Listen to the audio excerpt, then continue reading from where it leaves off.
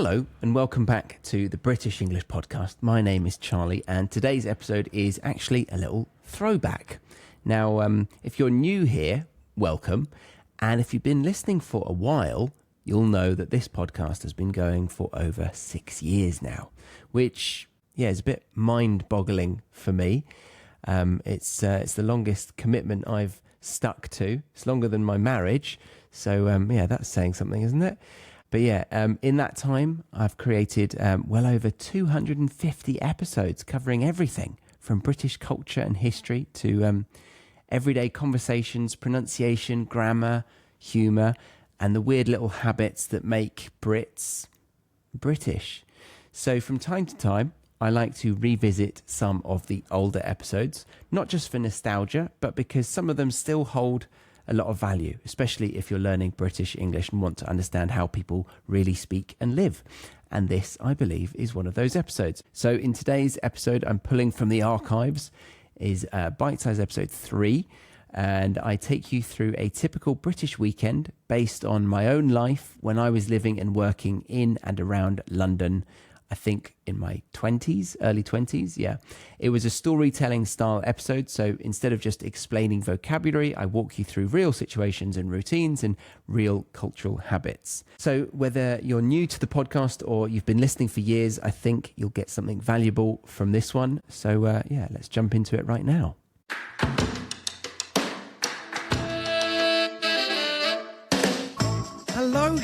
Hello. Welcome back to the British English podcast with your host, Charlie Baxter. Today's episode is a bite-sized one, meaning it's a shorter one, so that you can complete it in one go. This episode comes with a free worksheet over on the website, thebritishenglishpodcast.com.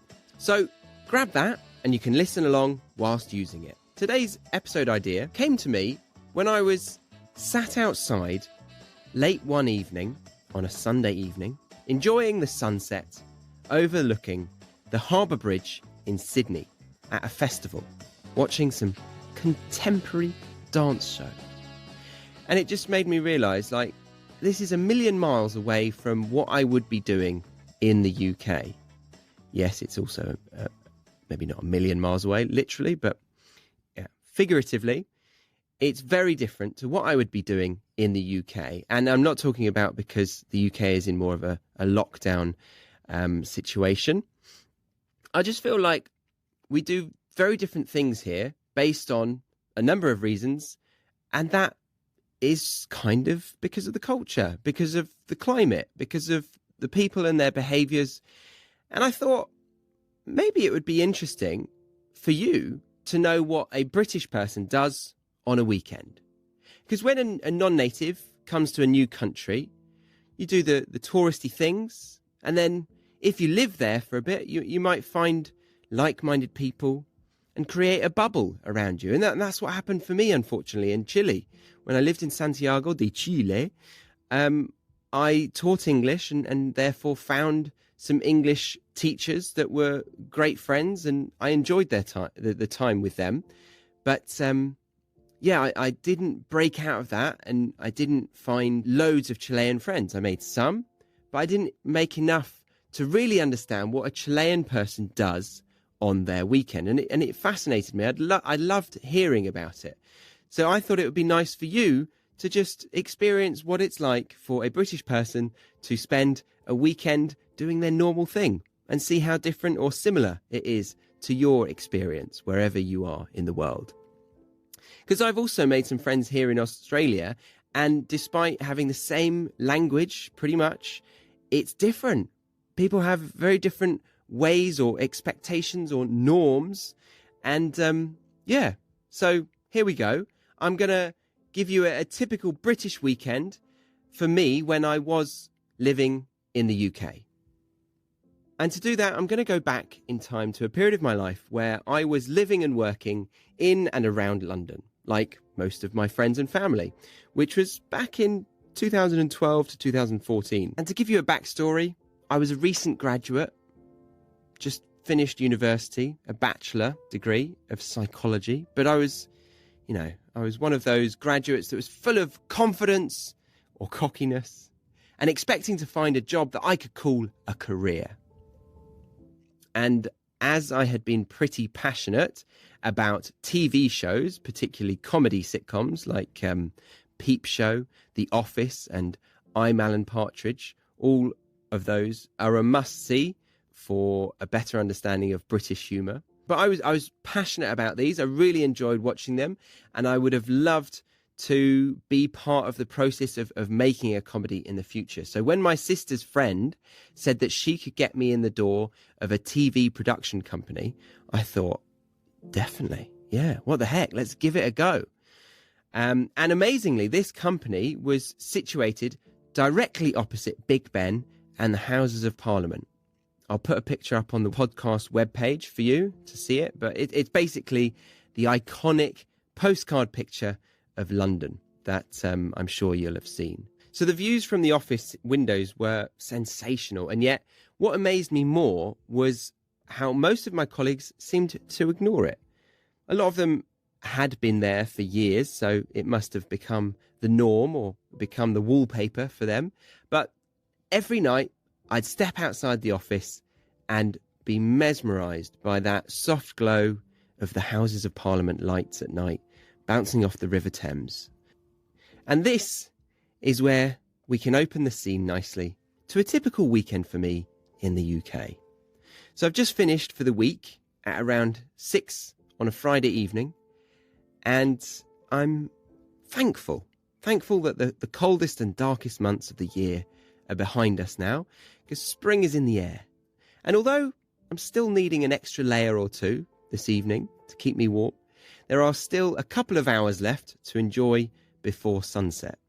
So I decided to take the scenic route and walk to meet my friends in Soho, which is a lively area in London. You might have heard of it, Soho.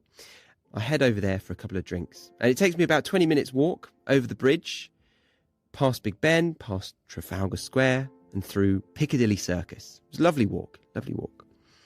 And we meet in a lively bar, drink a couple of beers, and then they persuade me to go to a little cocktail bar for one more drink. We talk about our week, how work has been, any exciting news, tales of debauchery, meaning drinking too much alcohol and maybe having casual sex. Naughty. But Londoners in and amongst friends are definitely going to be talking about this kind of thing. Sorry, you prudes. It's life. It's life. That's what we do. So after exhausting the conversation, we call it a night, as I need to get the train home that leaves in 25 minutes. A quick hop on the underground and I'm at a central station called Waterloo that will take me on the overground back down to Surrey, which is where I live for now in this weekend that I'm remembering. And so I get to Waterloo. And as usual, very typical in the UK, my train is delayed 15 minutes. So, quickly go down to Burger King and scoff my face. So I get home just after midnight, and the following morning, I wake up to the sound of my dad's lawnmower. Yes. Oh, being a graduate, I've moved back in with my parents before I get myself a decent job with a decent salary, and then either decide to get a shared house with flatmates in London or be really sensible and wait 5 to 10 years until I can afford the deposit on a house. My life took a different turn to this, and I didn't go down either of these routes, but yeah, those are the typical options for most people who live in the south of England. Either save up for a house and live with your parents a bit longer, or find a house share in London and live with 3 to 5 housemates for the beginning part after university. But for me, I'm in my teenage bedroom, groaning at the sound of the mower, and looking at the clock that has just struck 8 o'clock. I don't know if my dad has ever mowed that early before, but I'm setting the scene, giving you a feeling of what it's like, trying to. So, most of the time I'd roll over and give myself another 2 hours of kip meaning sleep or a nap, but not today. I get in that shower, rinse off any of that cigarette smoke lingering in my hair obviously second-hand smoke. I'm a good boy. Good boy. And for breakfast, I have a fried egg and baked beans on toast with far too much mature cheddar. Oh, give me the salt and pepper shakers and put a fork in me because I'm done. Yummy, yummy, yummy. So that is an idiom. Put a fork in me because I'm done. It means you are full, you're satisfied, and it's often after a big hearty meal. Normally after like a Christmas dinner, you could say that. And I think it's playing on the idea that you're like the meat that is cooking in the oven. So it's a good one. So with breakfast in my belly, I grab the car keys with a spring in my step as I'm off to the local high street to get myself some brand new trainers. Yes, this isn't a British thing. We don't buy trainers every weekend. We just occasionally need a pair. And for some reason, I've decided in this typical weekend, I needed some new shoes. And that is what's happening. So yeah, I'm a moments away from the door, and then I hear a voice shouting, "You going to Guildford?" Oh, I forgot.